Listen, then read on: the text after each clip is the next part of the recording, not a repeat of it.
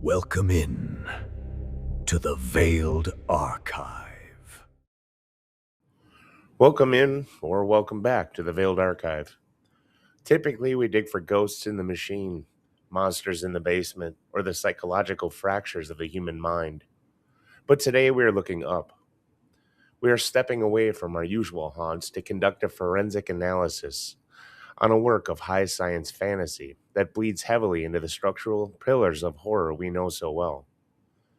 Imagine a world saved from death, only to be plunged into a darkness so absolute it calcifies the soul. Today we are opening the file on Akasha, the Book of Adjorde by A.J. Alford. This narrative operates as a brutal examination of the cost of survival. We are looking at a reality where the elements themselves, earth, air, fire, water, and ether, operate not as gifts, but as the industrial tools of a despotic system. Alford constructs a frozen, sunless world where asking questions is dangerous, and finding the answer ensures your erasure. This is not a story for those seeking a hero's journey of light and magic. This is a story for those who understand that sometimes salvation is just a prettier word for a prison. What is the story about? Let's map the terrain of this nightmare. The narrative foundation is laid 7 centuries prior to the main timeline. We are introduced to the Primus, leaders of 5 elemental factions. Specifically, we focus on Dr. Tamra V. Adjorde, a woman capable of manipulating ether, the very fabric of space.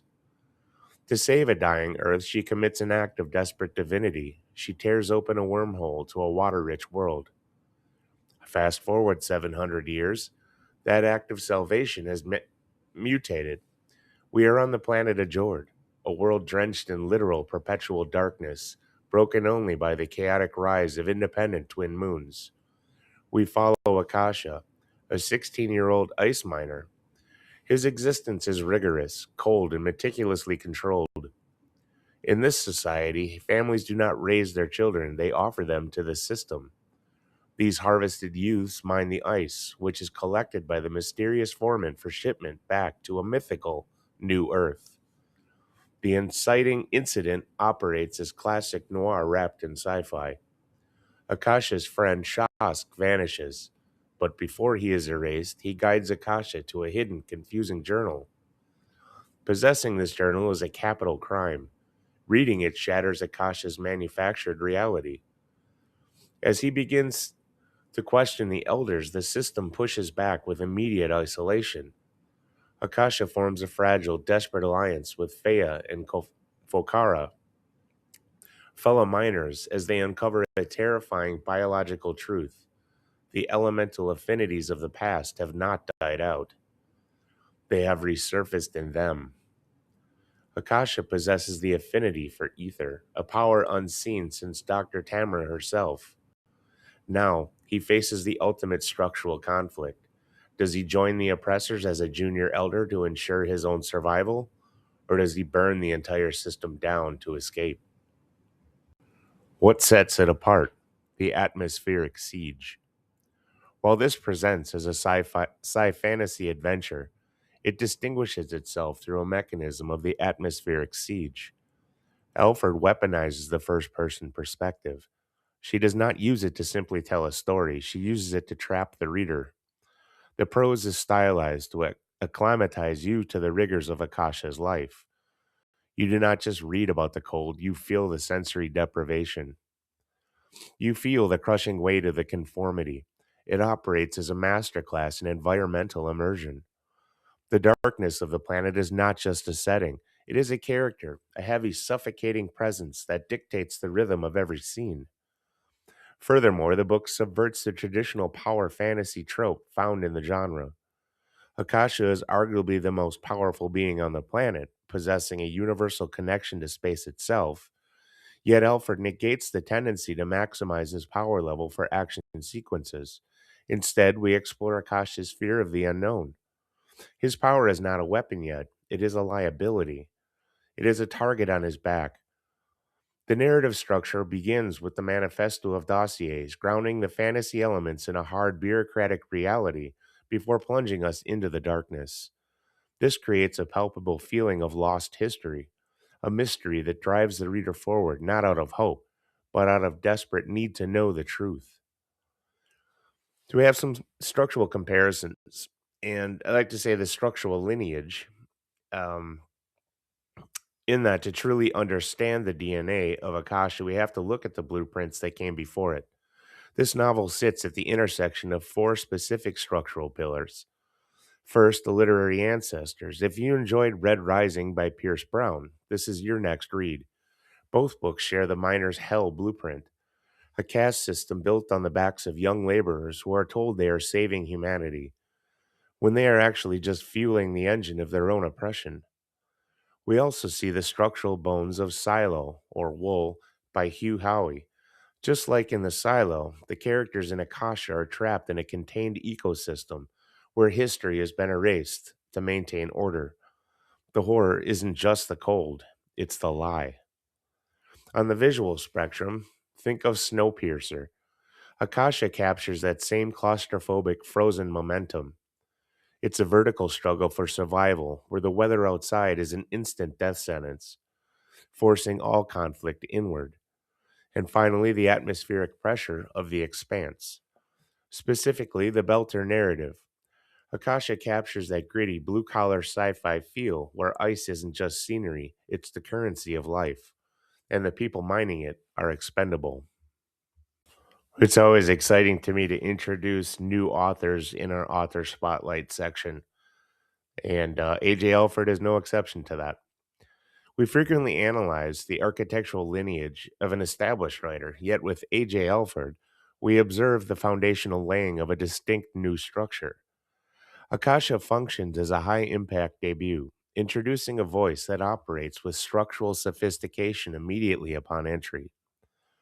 Alford utilizes a specific background in psychology and education to engineer a narrative of youth indoctrination that registers with terrifying realism. The text operates as a systemic dissection of how institutions can fracture the developing mind. This precision confirms that a new architect has officially entered the hegemony. In readers' response, now, how is the public reacting to this frozen world? The consensus highlights a specific divide that defines high concept atmospheric horror, the trade off between speed and immersion. The immersion factor, the most consistent praise, focuses on the sensory deprivation of the prose. Readers describe the experience as unrelenting, noting that you don't just read the setting, you live through the experience of the bitter cold. There is a distinct appreciation for the disorienting nature of the timeline, specifically the leap from an ancient prologue to a future 700 years later. One reviewer captured it perfectly. We're thrown into a world that's both slightly familiar and wholly alien. The pacing architecture. However, you must know what you are signing up for. This is a slow burn that prioritizes introspection over adrenaline, at least until the third act. The community consensus is that this book wants you to sit with it. It demands you feel the weight of obedience before it allows you the release of rebellion. As one reader warned, it's a deliberate world building that eventually skyrockets into nonstop action. If you are looking for instant gratification, look elsewhere. If you are looking for a quietly powerful atmosphere that builds to a breaking point, this is your book. My personal review of Akasha, the Book of Adjorde, is simple. This is what happens when you strip the power fantasy out of high fantasy and replace it with the cold, hard logic of a survival thriller. A.J. Alford has executed a structural blueprint called the atmospheric siege. From the very first page, she doesn't just describe the cold, she weaponizes it. The sensory deprivation in the prose is so effective that the environment becomes the primary antagonist. You feel the weight of the ice, the suffocation of the darkness, and the crushing routine of the miners.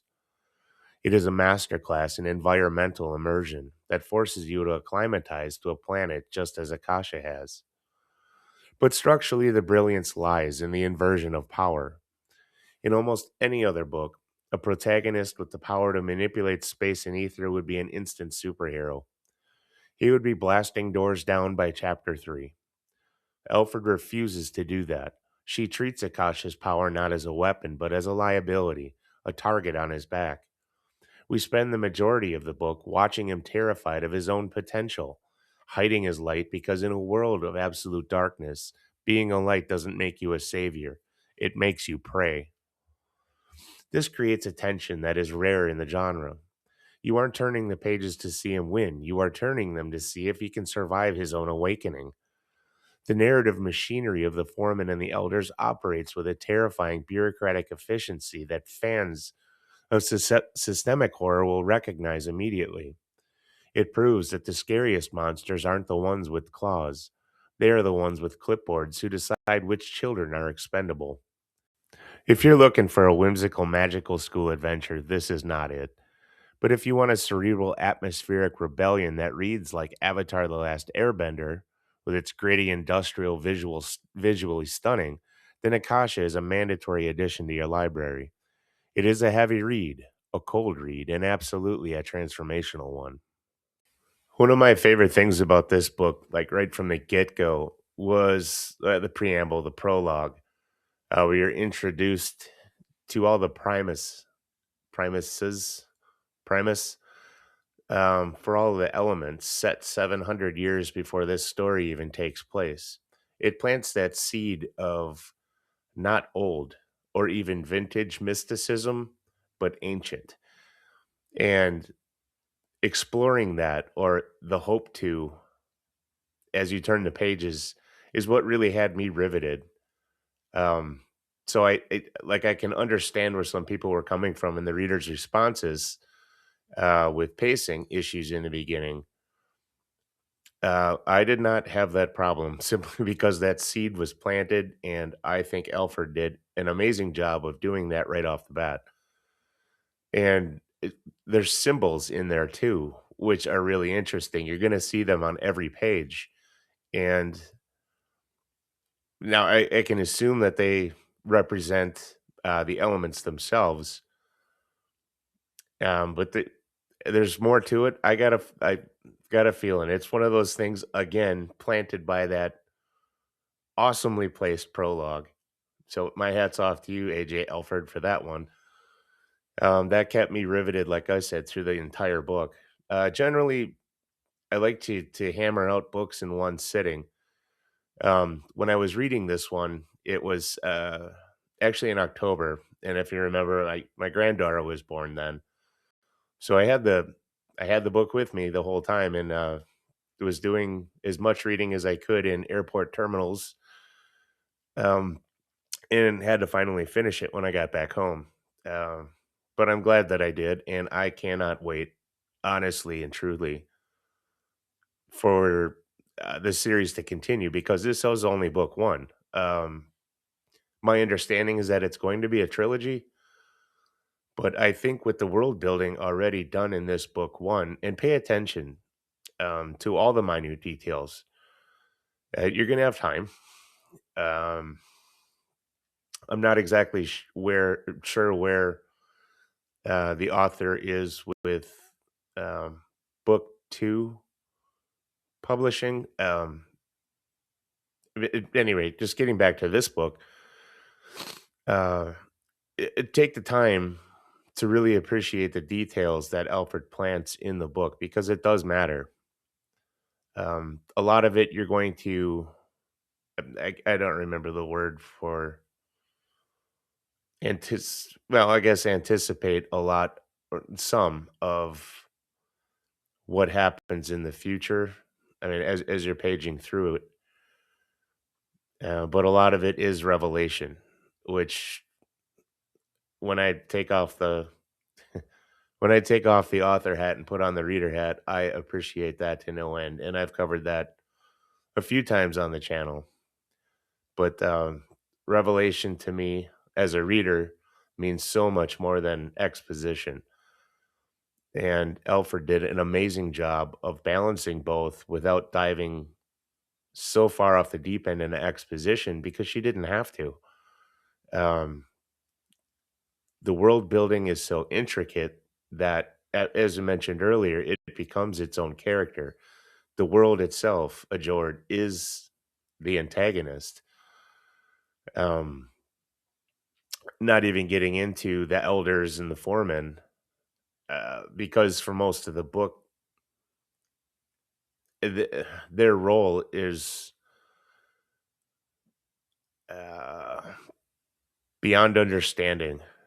And the foreman specifically, you really don't truly understand at all, which is why I'm so highly anticipating the second book or the follow up for this one.